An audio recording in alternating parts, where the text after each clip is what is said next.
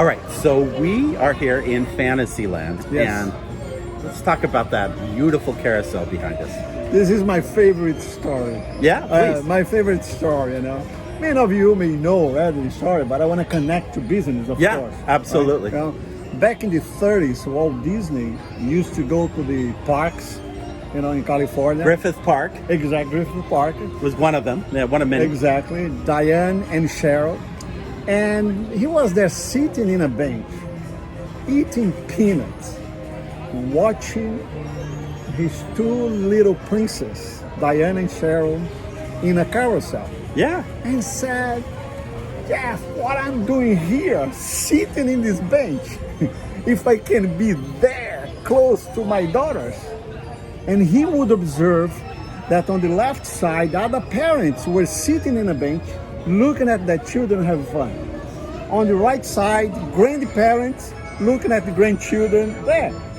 And he came out with the idea of Disneyland back in the 30s. So how do we connect that to business? I mean, there are so many stories. no, there is because at the heart of that story is the idea that Walt Disney connected the idea that there ought to be a place for everyone, for every customer to enjoy, not just one segment, but all segments of the customers to enjoy. And the idea that they could all enjoy it together, that was a powerful, simple notion learned as he spent that time with Sharon and Diane. And so no wonder that there's a carousel Yes. in every Disney park, Yes. a Magic Kingdom style park. Exactly. I don't know if you've had a chance to visit Shanghai Disney, but one of the interesting things, because that's Disney's newest park, and one of the interesting things about that park is their client base is what's called a 1-2-4. One child, 2 adults, 4 grandparents. Wow. And so the idea is, how do we